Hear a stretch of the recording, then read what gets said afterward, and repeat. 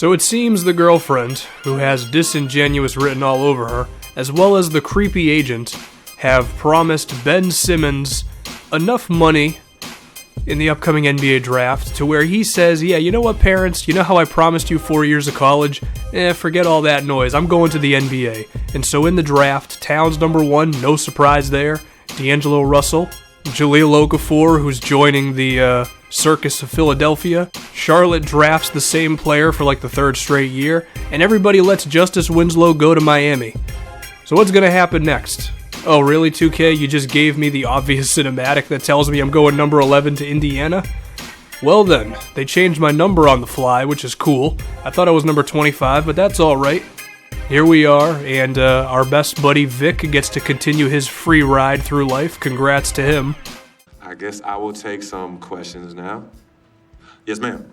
How did you get the nickname Freak? A lot of people don't know this, but Freak is short for my very first nickname, Frequency Vibrations. So I just want to congratulate Spike Lee for coming up with probably the most awkward nickname that I could possibly imagine. Although, shout out to Mom, because moms are great. And so as they formally announced me as an Indiana Pacer, please welcome the next NBA superstar, Frequency Vibrations. They pretty much lie to everybody. Dude, if I was really the next superstar, I wouldn't have fallen to number 11. Let's be honest here. But I still appreciate that y'all picked me. And Indiana is very interesting because, of course, I'm not going to be starting because Paul George is playing in front of me, which is fine. But there's a lot of guys who can dribble the ball on this team. There's Monte Ellis, who will take any shot, and Rodney Stuckey, who's basically Tyreek Evans 2.0.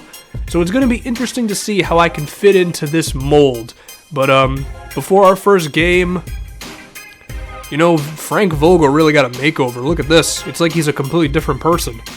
Ain't no more excuses. It's time to get serious. If we play our brand of basketball, there's no telling where this team can go. So get out there, get warm, and let's go win this game. Alright, dude, are you like the Skip Bayless of head coaches? What's with all these generalities? What are the X's and O's? What's the game plan, you know? Up against the Cleveland Cavaliers, and I can see the story setting already. Is this the passing of the torch from LeBron to Ben Simmons? Of course it's not. I'm the 11th pick in the draft. No one even knows who I am, for Christ's sake. But powers may be, they're throwing me up against LeBron anyway, and it's said that he's not a good three-point shooter, which is true. Well then. You know, depending on what day of the week it is, LeBron will shoot like Reggie Miller, or he'll shoot like, I don't know, Kareem Abdul-Jabbar if he was going to take three-pointers, which, with the way that he hates Steph Curry and the Golden State Warriors, I'm pretty sure he would quit playing basketball before he actually shot a three. And look at this. Our first real glimpse of the Ben Simmons you can expect. Gets the rebound, the pump fake into Miles Turner.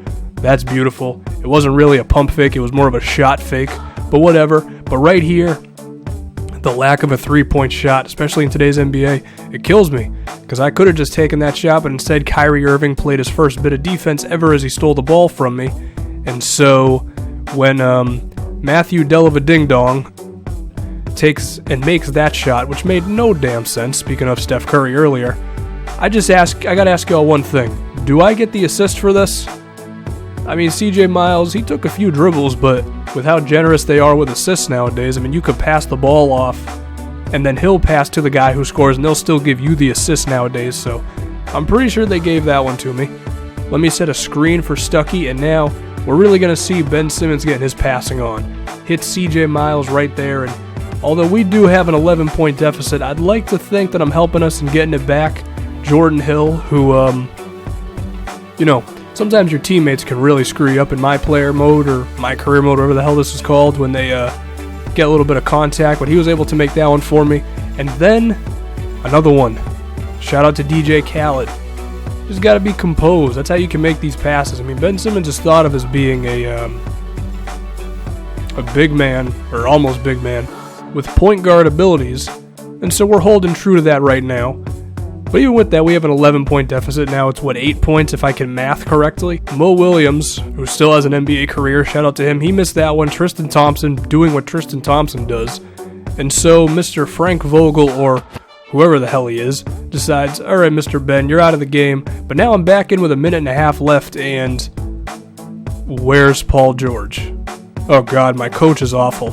My coach really has a rookie in there against LeBron James over Paul George.